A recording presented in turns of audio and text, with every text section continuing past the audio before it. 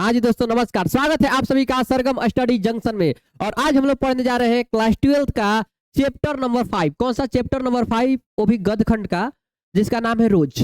अब लोग इससे पहले बता दिया जाए कि आप इससे पहले 1 2 3 4 चैप्टर पढ़ चुके हैं और आज हम लोग चैप्टर नंबर 5 पढ़ने वाले हैं, रोज। और रोज जो पाठ है बहुत ही अच्छा पाठ है, बहुत ही खूबसूरत पाठ है। और इस पाठ के लेखक है सच्चिदानंद हीरानंद वात्स्यायन अज्ञेय। देखिए, इस चैप्टर को पढ़ने से पहले मेरे भाई हम लोग क्या करेंगे कि इस चैप्टर के लेखक परिचय जानेंगे और इसमें संपूर्ण अर्थ प्लस वीवीआई प्रश्न में ऑब्जेक्टिव प्लस ऑब्जेक्टिव सब कवर करेंगे। ये वीडियो वन शॉट है, यहाँ पर छुप गया है लेकिन वन शॉट है। इसके पढ़ने के बाद आपको कोई पढ़ने की जरूरत नहीं है किसी प्रकार के ये चैप्टर से संबंधित। तो ये आप लोगों द्वारा 26 से 27 सेशन वाले विद्यार्थियों का है। आइए शुरू करते हैं बिना टाइम गवाए। देखिए, इस चैप्टर को पढ़ने से पहले मैं आप सभी को बता दूं कि पहले हम लोग पढ़ेंगे लेखक परिचय के बारे में, आई मीन अबाउट ऑथर। और आइए शुरू करते हैं। तो मेरे भाई, जो रोज पाठ है, और रोज का मतलब होता है एक ग्रैग्रीन रोग। रोज का मतलब क्या होता है? एक प्रकार की रोज रोज की काम नहीं होता है, एक प्रकार की रोग आदत।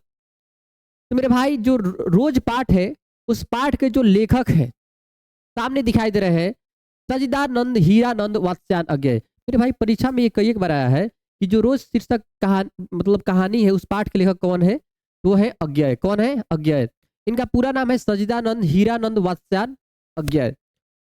बात करें अज्ञेय जी का, आप लोग इसको 10वीं क्लास में पढ़े थे, हिरोशिमा, याद है?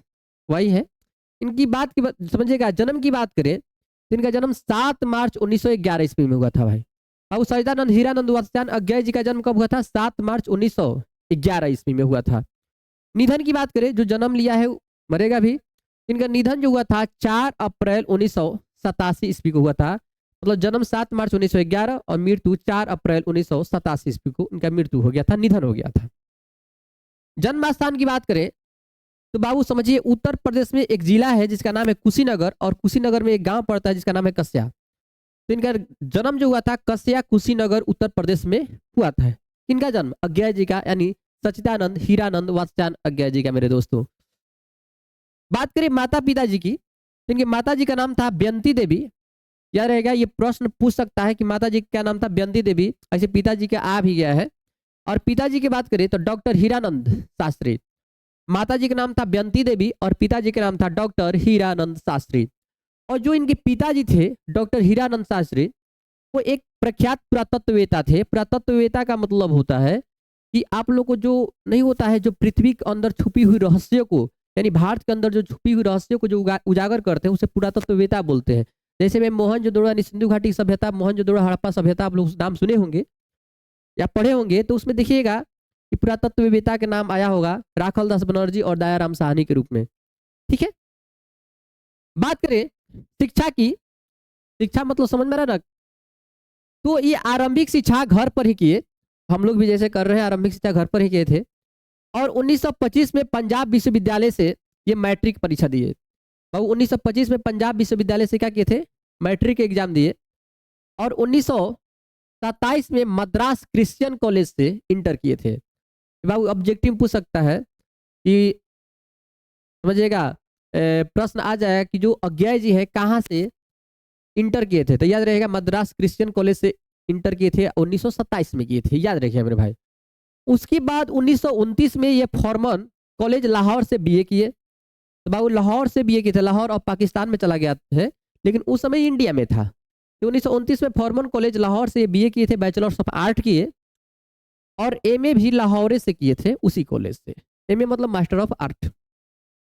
मेरे भाई, एक बात और आप लोग को बता दिया जाए भाषा ज्ञान की। देखिए, आप लोग इसको नोट कर लीजिएगा, टोटल के टोटल वहां से नोट करते जाइएगा और अच्छे से नोट बनाइएगा। और टोटल चैप्टर का अंततः में बहुत हम सेट चलाएंगे हिंदी में, हिंदी का। और आप लोग हिंदी के विजेता बनिएगा और ऑल भी सब्जेक्ट का। ठीक है। भाषा ज्ञान की बात करें तो ये संस्कृत के ज्ञान ज्ञाता थे, अंग्रेजी की जानकारी लिए थे, हिंदी के अतिरिक्त फारसी भी जानते थे। बात समझ में आ रहा है ना मेरे भाई? बहुत जानकार, तमिल भी जानते थे, इत्यादि अनेक भाषाओं के जानकार थे। संस्कृत, अंग्रेजी, हिंदी के अतिरिक्त फारसी, तमिल इत्यादि अनेक भाषाओं के जानकार थे। मतलब बहुत ज्यादा भाषा जानते थे। कौन? अज्ञेय जी। ठीक है। आप लोग भी मेरे भाई, आपसे विनती है, आग्रह है कि अभी से इस पढ़ाई को सीरियस मोड में ले लिया जाए। थोड़ा अच्छे से ले ली जाए विदाउट टेंशन के। लेकिन हाँ, आप अपना कर्तव्य करते रहिएगा, अंततः में आप लोग को उतना मेहनत करना नहीं पड़ेगा। एक लाइट रुकी ऑफ है, उसको ऑन करते हैं। हो गया। अभिरुचि की बात करें तो इनका अभिरुचि था जिसमें मन लगता था, तो वो बागवानी में इनका मन लगता था। रुचि था क्या जिसमें? बागवानी। बागवानी समझ में आ रहा है ना, बगीचा लगाना। पर्यटन, पर्यटन का मतलब है घूमने इधर उधर, पर्यटक स्थलों पे घूमने। फोटोग्राफी का इनको बहुत ज्यादा मन लगता था। हस्तकला का मतलब समझ में रहा है? हस्तकला जो हाथों से इमेज बनाया जाता है। और शिल्पकला, शिल्पकला का मतलब क्या होता है समझिए। शिल्पकला हाथों से बनाए गए वस्तुओं को शिल्पकला बोलते हैं। तो ये सब में इनका बहुत ज्यादा ये इत्यादि में प्रवीण थे, रुचि थे। बागवानी में, पर्यटन में, फोटोग्राफी में, हस्तकला, शिल्पकला इत्यादि में मेरे भाई। याद रखिएगा ये सब टोटल, ये मोस्ट इंपॉर्टेंट है मेरे भाइयों। कृतियां की बात करें, देखिए विद्यार्थी लोग, अरे देखो रे देखो देखो मेरे भैया बचिया, देखो देखो इधर। कृतियां की बात करें तो शेखर एक जीवनी इनकी प्रमुख रचना है। बहुत याद रहेगा, ऑब्जेक्टिव में बहुत आया है। शेखर एक जीवनी किनकी रचना है? तो ये लिखा हुआ है किनके द्वारा? किनके द्वारा? सच्चिदानंद हीरानंद वात्स्यायन अज्ञा जी के द्वारा। नदी के द्वीप 1925 में प्रकाशित हुआ। अपने अपने अजनबी 1961 में प्रकाशित हुआ। मृत हुआ प्रस्थान। मेरे भाई ये सब की सब रचना है, याद रहेगा। शेखर एक जीवनी, नदी के द्वीप 1952 में, अपने अपने अजनबी 1961 में, मृत हुआ प्रस्थान। शेखर एक जीवनी 2 बार हो गया है, इसको एक ही बार लिखिएगा। उत्तर प्रिय नाटक, थोड़ा गौर करिएगा, जो कि नाटक ही है। सदा नीरा, अंतरा, ये सब की सब इनकी प्रमुख कृतियां हैं। एक और लिख लीजिएगा, हिरोशिमा, जो कि 10वीं क्लास में पढ़े थे। क्या पढ़े थे? हिरोशिमा पढ़े थे ना, हिरोशिमा 10वीं क्लास में। तो मेरे भाई और बात करें, सम्मान की बात करें तो इनको कौन कौन सा सम्मान मिला था, कौन कौन सा पुरस्कार मिला था? तो मिला था साहित्य अकादमी पुरस्कार। कौन सा मिला था? साहित्य अकादमी पुरस्कार मिला था। भारतीय ज्ञानपीठ पुरस्कार भी मिला था। और बाबू समझिए, और रविंद्रनाथ ठाकुर जो है ना, उनकी ये गोरा, गोरा जो एक पाठ है, उस गोरा पाठ जो बाबू समझिएगा, ये बंगाली में लिखा हुआ था, हिंदी में अनुवाद किए थे शायद, बंगाली कंफर्म नहीं है। रविंद्रनाथ ठाकुर ने गोरा का दोना रविंद्रनाथ ठाकुर के जो गोरा पाठ है उसको हिंदी में ट्रांसलेट किए थे। कौन कौन किए थे मेरे भाई? तो ये किए थे सच्चिदानंद हीरानंद वात्स्यायन अज्ञा। कौन कौन सा पुरस्कार मिला? साहित्य अकादमी पुरस्कार, भारतीय ज्ञानपीठ पुरस्कार। एक चीज याद रखिएगा, इनका जो जन्म हुआ था बाबू समझिए, जन्म हुआ था वो कब हुआ था? ये परीक्षा में आ सकता है 7 मार्च 1911 को। निधन की बात करें 4 अप्रैल 1987 को। इनका जन्म स्थान कस्या कुशीनगर उत्तर प्रदेश। माताजी के नाम बेंती देवी, पिताजी के नाम डॉक्टर हीरानंद शास्त्री, और उनके पिताजी पुरातत्ववेत्ता थे। ठीक है, इस पर थोड़ा गौर दीजिए मेरे भाई। अब आइए स्टार्ट करते हैं पाठ को। पाठ को स्टार्ट करने से पहले एक जानिए कहानी, हमेशा की बात है इस अभी भी, कि अभी आप लोग बता दीजिए मेरे भाई। देखिए क्या होता है कि एक बचपन की बात है, ये बचपन की बात है। कब की? बचपन की। देखिए क्या होता है, एक लड़का होता है और एक होती है लड़की। थोड़ा गौर करिएगा। बात करें, ये दोनों दूर के क्या थे? रिश्तेदार के। ये दोनों भाई बहन लगते थे। क्या लगते थे? भाई बहन। क्या लगते थे? ये दोनों भाई बहन लगते थे, लड़के और लड़के भाई बहन। ठीक है। और याद रहेगा, नहीं होता है कि लड़की अपने रिश्तेदार में आ जाते हैं, क्या आ जाती है क्या करने के लिए? पढ़ने के लिए। और ये लड़का तो खुद गांव पर है। इस जो जो लड़का होते हैं उन्हीं के गांव पर लड़की आ जाती है क्या करने के लिए मेरे भाई? पढ़ने के लिए। ठीक है। तो लड़का यहाँ पर हो गई लड़की, तो लड़का आ जाता है घर पर, समझिए अपने गांव पर ही रहता है, और लड़की आ जाती है पढ़ने के लिए। तो ये दोनों बाबू रिश्तेदार में भाई बहन लगते थे, दूर के रिश्तेदार के भाई के बहन, ओरिजिनल नहीं। और बात करिए, दोनों के दोनों साथ साथ क्या करने जाते हैं? पढ़ने के लिए जाते हैं। कहाँ? स्कूल में पढ़ने के लिए। साथ साथ पढ़ने के लिए दोनों जाते हैं। और याद रहिएगा, जब दोनों साथ साथ पढ़ने जाएंगे तो दोनों में क्या हो जाता है? सघन मित्रता, घना मित्रता हो जाता है। क्या होता है? मित्रता हो जाता है, दोस्ती हो जाता है। कौन में? वो लड़का और लड़कियां में, बचपन में। ठीक है। लड़का का नाम है, याद रहेगा, अज्ञाय, जिसके बारे में हम लोग पढ़ रहे हैं। क्या नाम था? अज्ञाय। एक मिनट एक मिनट, लेक्ट है क्या? अज्ञाय। और जो लड़कियां होती है उसका नाम रहता है, याद रहेगा, मालती। मालती। ठीक है। और याद रहेगा मेरे भाई, बचपन में ये जो लड़कवा होता अज्ञे वो मालती को देखता है तो ये बहुत ज्यादा चंचल रहती है। चंचल का मतलब समझिए, चंचल का मतलब समझिए, है ना। चंचल का मतलब होता है बहुत फुर्तीला थी, बहुत ज्यादा जहां जाती थी जहां चहल पहल, बहुत ज्यादा हमेशा खुश रहती थी। हमेशा इसका सौभाग्य चंचल था। चंचल का मतलब समझ में रहा है, बक बक करते रहना, खुशियों के साथ किसी के साथ मजाक उड़ा देना, ये मालती का बचपना था। और अज्ञे और वो मालती दोनों का होते हैं, सघन मित्र बन जाते हैं। ठीक है। लेकिन बाबू समझ में आ रहा ना, समय बीतेगा, लोग बड़े होंगे, ये अपने गांव जाएगी, जाएगी कि नहीं जाएगी। तो मालती की बात है कि एक दिन अपने ये गांव पर चली जाती है, लेकिन गांव पर जाने से पहले अज्ञे जी एक किताब दिए रहते हैं उपहार में मालती को। और क्या होता है कि मालती अब बड़ी हो चुकी रहती है, और मालती के क्या हो जाता है, पुनः शादी हो जाता है। क्या हो जाता है, शादी हो जाता है, विवाह हो जाता है। जब मालती की शादी हो जाता है मेरे भाई, तो होता क्या है कि कुछ दिन बाद, यानी 2 3 4 साल बाद, अज्ञे को लालसा होता है मन में, क्यों ना मैं अपनी बचपन की जो दोस्त है मालती उसके घर होकर आऊं। घूमने का लालसा रखते हैं कौन, अज्ञे जी। और ये क्या करते हैं, अज्ञे मालती के घर जाते हैं। जब घर जाते हैं तो बाबू वहां पर देखते हैं कि थोड़ा गौर करिएगा, जब जाते हैं वहां पर घर पर, तो देखते हैं कि वो जो मालती है वो बेचारी उदास है पूरा। उसके दुख का पहाड़ उस पर मतलब टूट के गिर गया है। वो चंचलता गायब है। वो खुशियां, जो रौनक उसके चेहरे पर रहता था वो गायब था। रीजन क्या था कि जो मालती थी उनकी शादी जो हुआ था, थोड़ा गौर करिएगा, एक व्यक्ति से शादी हुआ था जिसका नाम है महेश्वर। क्या नाम है, महेश्वर। याद रहिए, मालती के पति का क्या नाम है, पति कौन थे, महेश्वर। ठीक है। और इसका एक लड़का भी था, पुत्र, जिसका नाम है टीटी। क्या नाम है, टीटी। वो ट्रेन वाला टीटी नहीं, देखिए, प्रगर के पति थे महेश्वर और पुत्र था टीटी। और जो जिससे शादी हुआ था महेश्वर, वो याद रहेगा एक रोगी, एक मतलब एक डॉक्टर थे, पेशे से क्या थे, डॉक्टर थे, जो ग्रेगरिन नाम के, थोड़ा गौर करिए, ग्रेगरिन नाम के रोग का इलाज किया करते थे। कौन, महेश्वर।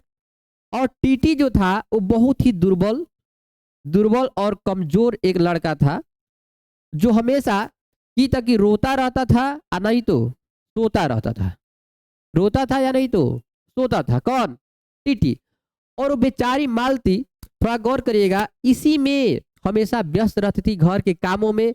महेश्वर डॉक्टर थे, वो सुबह चले जाते थे डॉक्टरी पर, अस्पताल पर, और वो शाम को घर पर लौटते थे और आकर सो जाते थे। कहने का मतलब है कि ये पत्नी जो थी, कौन, मालती, उनका जीवन सिर्फ घर के काम करना, टीटी को संभालना, और इसी में रोज रोज दिनचर्या इनकी बीत जा रही थी। इनके जीवन में ऐसा लग रहा था कि इन्हीं को ग्रेगरिन रोग पकड़ लिया है। ग्रेगरिन रोग एक ऐसा रोग होता है जो घाव नहीं होता है, कुछ चीज गड़ जाता है तो उसमें मवाद निकलने लगता है बार बार। तो ऐसा हमेशा मवाद को गारो, फिर शाम को रात भर में मवाद रेडी हो जाएगा। तो ऐसा ही जीवन बन गया था मालती का। इसमें अज्ञय जी बोले हैं कि एक जब स्त्री, यानी कि जब लड़की, जब शादी नहीं हुआ रहता है तो बहुत ज्यादा चंचल, समझ में रहा ना, वो वाचाल भाव की होती है। वाचाल का मतलब है बकबक करने वाली भाव की होती है। लेकिन जैसे ही शादी होता है उसके जीवन में ऐसा लगता है कि पूरा उदासी का माहौल ही बन गया है। मेरे भाई, ये दिखाया गया है गृहिणी के बारे में, एक शादी से पहले गृहिणी के हालात क्या हो जाता है जब किसी वैसे मतलब पति से शादी हो जाए, वैसे पुरुष से शादी हो जाए जो अपनी पत्नी पर ध्यान नहीं देते हैं। इसलिए मेरे दोस्तों, आप लोगों से मैं कहना चाहता हूं कि अगर आप लोग का शादी होता है तो अपनी पत्नी को एक सप्ताह पर जरूर घुमाने के लिए कहीं पर लेके जाइएगा। ठीक है। कमेंट बॉक्स में कुछ बोलिएगा मत अभी। आइए शुरू करते हैं चैप्टर को। प्रस्तुत कहानी रोज अज्ञाय द्वारा लिखी गई सर्वाधिक चर्चित कहानी है। प्रस्तुत कहानी रोज जो पाठ है अभी पढ़ रहे हैं हम लोग, अज्ञाय द्वारा लिखी गई सर्वाधिक चर्चित कहानी है, जिसमें लेखक ने दोनों वातावरण, परिस्थिति और उसके प्रभाव में ढलती एक गृहिणी का चित्रण किया है। मेरे भाई समझिएगा कि प्रस्तुत जो कहानी है रोज अज्ञाय द्वारा लिखा गया है और सर्वाधिक चर्चित कहानी है, मतलब ज्यादातर चर्चा में रहने वाली कहानी है, जिसमें लेखक ने वातावरण, परिस्थिति और उसके प्रभाव में ढलती एक गृहिणी का चित्रण किया गया है। गृहिणी मतलब होता है घर में रहने वाली औरत का चित्रण किया गया है। इस कहानी की प्रमुख पात्र जो है कौन है, मालती है। कौन है? मालती, जो बचपन की दोस्त होती है ना, इनके अज्ञा जी के, जो लेखक के दूर के रिश्ते की क्या है? बहन है। दूर के रिश्ते का क्या है? बहन है। मालती से मिलने के लिए, बाबू ये हम लोग सारांश पढ़ रहे हैं, थोड़ा गौर करिएगा। मालती से मिलने के लिए लेखक पैदल चलकर उसके कहाँ पहुंचता है? उसके घर पहुंचता है जहां पर शादी हुआ था। तो लेखक मालती को सखी कहना पसंद करते हैं। याद रहिएगा, सखी मतलब आप लोग समझ में रहा, दोस्त। मालती को सखी कहना पसंद करते हैं क्योंकि उन्होंने मालती के साथ का बिताया रहता है, बचपन बिताया है। बचपन में वो वाचाल तथा चंचल भाव की रहती थी। बताया ना पहले कि मालती जो है बचपन अपने किसके साथ बिताई थी पढ़ाई लिखाई में? तो बिताई थी वो अज्ञा जी के साथ। और ये जो अज्ञा जी है उस मालती को सखी कहना पसंद करते हैं। आप लोग ऑब्जेक्टिव में आ सकता है क्योंकि उन्होंने साथ में बचपन बिताया है। बचपन में वो वाचाल तथा चंचल थी। वाचाल का मतलब है बकबक करने वाली, चंचल का मतलब होता है बसंती हवा हूँ बसंती जिधर चाहती हूँ उधर घूमती हूँ, पर चंचल भाव की रहती है ना। आज मालती विवाहित है। आज मालती क्या है? विवाहित है तथा एक बच्चे की माँ है। वो बच्चे का क्या नाम है मेरे भाई? टिट्टी। क्या नाम है? टिट्टी। बच्चे की माँ है। लेखक महसूस करता है कि वह कुछ कहना चाहती है कि मेरे जीवन में ऐसा हालात, क्योंकि दोस्त जो होते हैं अपने दोस्त से बता सकते हैं क्या क्या कष्ट हो रहा है यहाँ पर, लेकिन कुछ कह नहीं पाती है। तो क्या कहें? अब शादी तो हो गया है, क्या कहना है? अब कहेंगे तो हमारा ही खुद शिकायत होगा। मालती का जीवन एक ग्रेगरीन रोग के समान हो गया था। ग्रेगरीन रोग समझ में आ रहा है ना? हम बोले ना कि रात्रि में क्या होता है? घाव हो जाता है। घाव होने के बाद, समझ, रात्रि में नहीं, घाव हुआ रहता है जो, और घाव में जो मवाद होता है उसको साफ किया जाता है। लेकिन जैसे ही सुबह होता है, रात भर के बाद पुनः उसमें मवाद हो जाता है, फिर साफ किया जाता है, फिर मवाद हो जाता है। तो याद रहेगा, वैसे जीवन इनका हो गया था। किनका? मालती का। ग्रेगरीन रोग, आप लोग ऑब्जेक्टिव दे सकता है कि मालती का जीवन किस रोग के समान हो गया था? तो ग्रेगरीन रोग के समान हो गया था, जिसका ऑपरेशन उसका पति करता था। पति का क्या नाम है? महेश्वर। याद रहेगा, पहले ही बताया है, पति का नाम क्या है? महेश्वर। ठीक है। पूरे दिन काम करना, मैं समझिएगा, बच्चे की देखभाल करना और पति का इंतजार करना, इतने में ही उसका जीवन का हो गया था, सिमट के रह गया था। किसका? मालती का। और याद रहेगा मेरे भाई, बचवा तो ऐसा था ना कि दिन भर रोता था ना तो दिन भर सोता था। ठीक है। और उसके अपने पति के इंतजार कर रही थी। पति जो होते थे अस्पताल से आते थे, उसके बाद आप समझ में आ रहा है ना? तो ऐसे जीवन बीत रहा था एक मालती का, जो कि बचपन में चंचल और वाचाल भाव स्वभाव की थी। लेखक ने एक गृहिणी पर पड़ने वाले प्रभाव को बड़ी ही कुशलता के साथ व्यक्त किया है। क्या कि नहीं किया है? कि एक स्त्री का कभी भी हालात बदल सकता है जब शादी हो जाता है। तो इसलिए थोड़ा सोच समझ के देखिए। उसके पति के काम पे चले जाने के बाद, जब महेश्वर चले जाते थे काम पर, माने कि मालती के पति जब काम से चले जाने के बाद पूरा दिन मालती को घर में अकेले ही बिताना पड़ता था। उस घर में खाली सिर्फ मालती थी और उसके बच्चे टीटी, जो कि तक सोता था ना तो रोता था। याद रखिएगा। उसका पुत्र बीमार तथा दुर्बल था, जो हर समय रोता रहता था या नहीं तो सोता रहता था मेरे भाई। तो सोचिए उस स्त्री का जीवन कैसा होगा।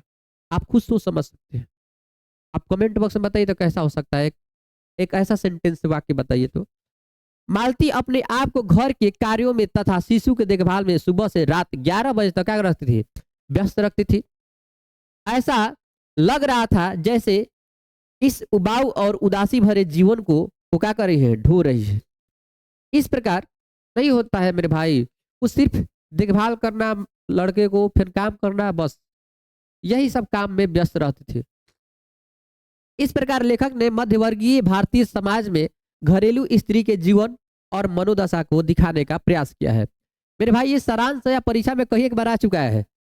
अब आप लोग बता दे जाए, इसमें जो इससे जो ऑब्जेक्टिव आ गए हैं परीक्षा में, जो आ गए हैं, हम उसको कवर करेंगे आज पूरा के पूरा। और ये भी यही आप लोगों को परीक्षा में आते रहेंगे। ठीक है। आइए आराम से देखते हैं एकदम ढंग से। मेरे भाई बताइए, ये 2021 में आया है सवाल है कि मालती किस कहानी की पात्रा है? मालती किस कहानी की पात्रा है? याद रहेगा। तो मालती बाबू समझ में आ रहा है ना? रोज पाठ जो पढ़ रहे हैं अभी, रोज पाठ के लेखक जो सजदानंद हीरानंद बख्तियार अज्ञेय हैं। तो मालती किस कहानी की पात्रा है मेरे भाई? तो रोज कहानी की। याद रहेगा मेरे भाई। मारिए दबा के एकदम कड़ाक कड़ाक। देखिए, निम्न में से किस कहानी में ग्रेगरिन का उल्लेख मिला है?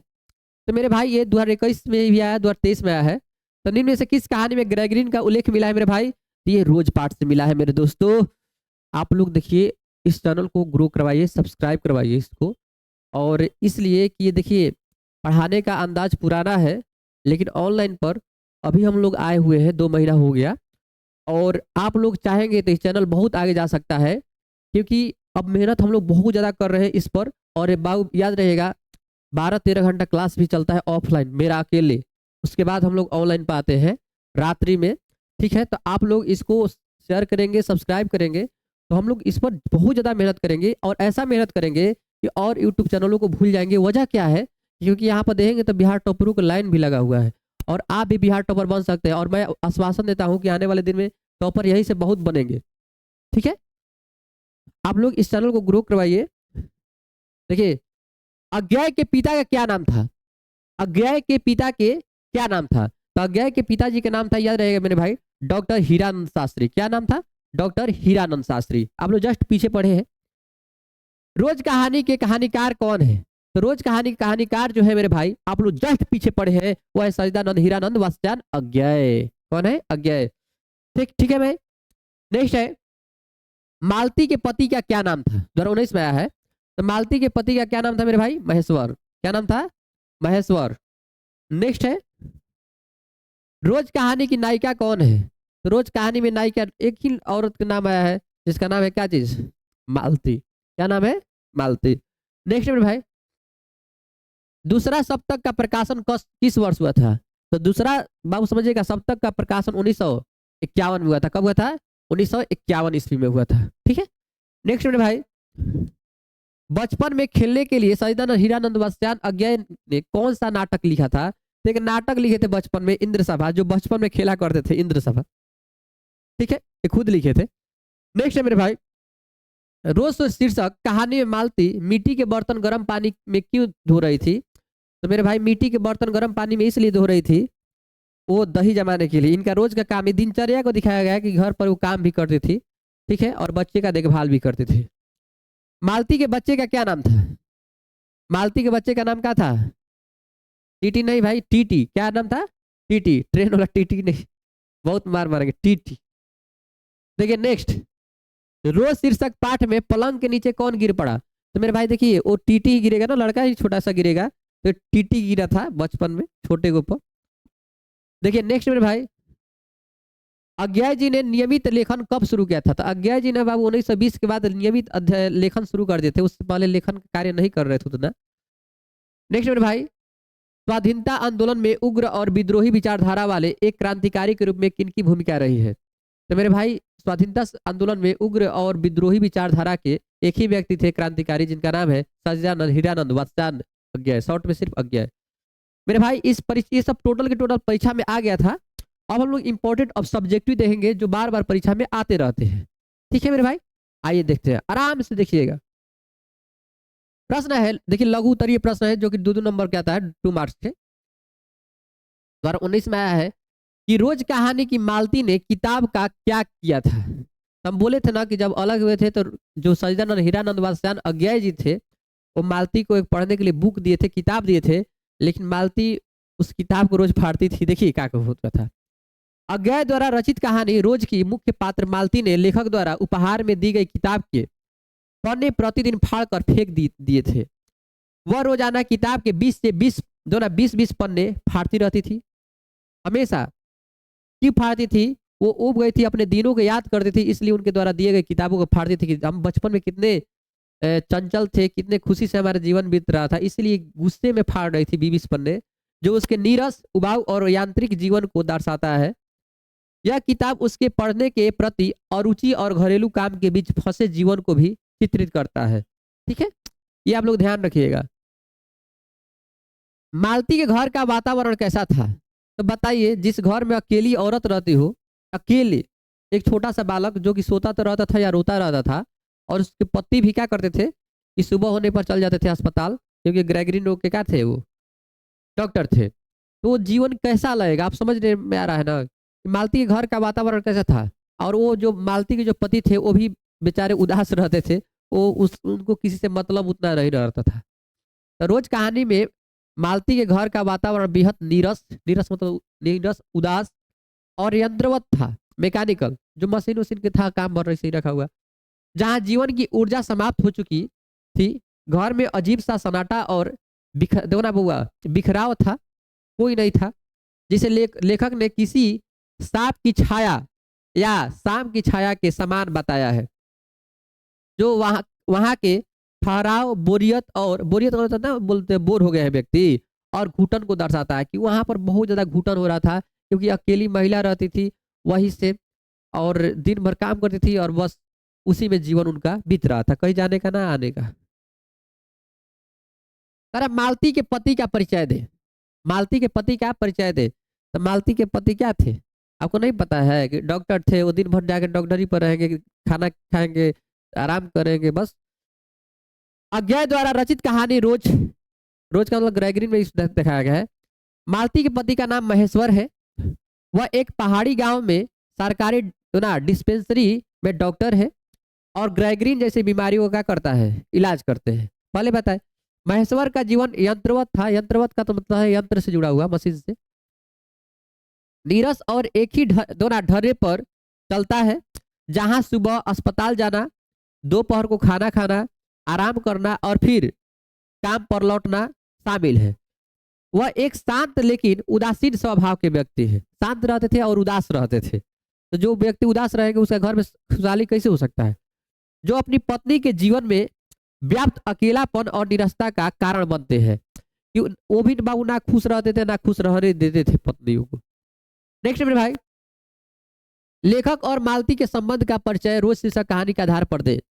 कि बाबू समझिए, लेखक जो अज्ञाय जी है, अज्ञाय जी है, थोड़ा गौर करिएगा, और मालती है, उनके संबंध का परिचय रोज शीर्षक कहानी के आधार पर देखो, उनके बीच क्या संबंध था। तो रोज कहानी में लेखक अज्ञाय और मालती के संबंध गहरे और बचपन के सखा यानी दोस्त के रूप में है।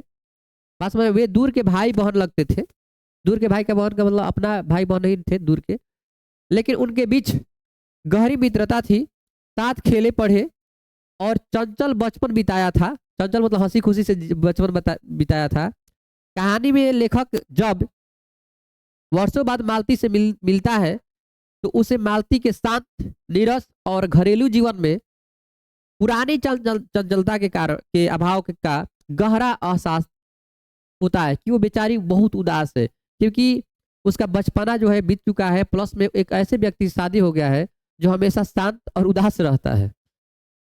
नेक्स्ट मेरे भाई, दीर्घ उत्तरीय प्रश्न है, रोज कहानी के केंद्रीय संदेश की समीक्षा करें, 23, 13, 21, अथवा रोज कहानी का सारांश लिखे।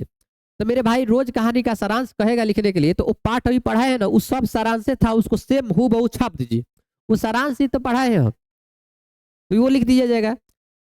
बाबू रोज शीर्षक कहानी का उद्देश्य लिखे 2017 में आया है, और सारांश कहेगा तो सारांश ही हम भी पढ़ाए हम, इसलिए इसको जो पाठ है उससे लिख दीजिएगा जो अभी पढ़ा है पीछे। रोज शीर्षक कहानी का उद्देश्य लिखे 2017 में आया है। तो बाबू सचिदानंद हीरानंद वात्स्यायन अज्ञेय, थोड़ा करके कहानी का उद्देश्य क्या था, तो सचिदानंद हीरानंद वात्स्यायन अज्ञेय द्वारा रचित रोज जो ग्रेगरीन कहानी है का मुख्य उद्देश्य एक विवाहित नारी को दिखाता है, जो मालती होती है, उसके जीवन में यांत्रिक मतलब जो मशीन वगैरह हो गया, नीरस और घुटन भरे जीवन को चित्रित किए हैं, किए ना जी अज्ञेय जी। यह कहानी विवाह के बाद नारी के व्यक्तित्व में आने वाले बदलाव को दिखाया, कि वो बचपन में कितने चंचल वाचाल स्वभाव की होती है, लेकिन शादी होने के बाद घरेलू उबाऊ दिनचर्या, उबाऊ जीवन कैसे बिताती है, और एकाकीपन का मतलब अकेलापन यानी करिए ना, लॉनलाइज की मनोवैज्ञानिकता त्रासदी को उजागर करते हैं, कि दुख को दिखाते हैं कि समय आने पर क्या क्या हो सकता है, इसलिए आप ऐसे व्यक्ति से शादी करें कमेंट बॉक्स में मत लिखिएगा ये सब बात, कि आपके वो व्यक्ति खुश रखे। आप लोग से मैं विनती करता हूँ मेरे भाइयों से, कि अगर आपका शादी हो जाएगा तो ऐसा होने मत दीजिएगा अपने पत्नी के साथ, उन्हें समय समय में घुमाइएगा और खुश रखिएगा, ठीक है ना, ये ना कि आप ही उदास रहिएगा। और आप लोग बता दीजिए अगर ये सब समझ में आया हुआ टोटल के टोटल मेरे भाई, तो आप इस चैनल को सब्सक्राइब करेंगे, दोस्तों के पास शेयर करेंगे, और हमेशा जय हिंद कमेंट बॉक्स में लिखेंगे। जय हिंद दोस्तों।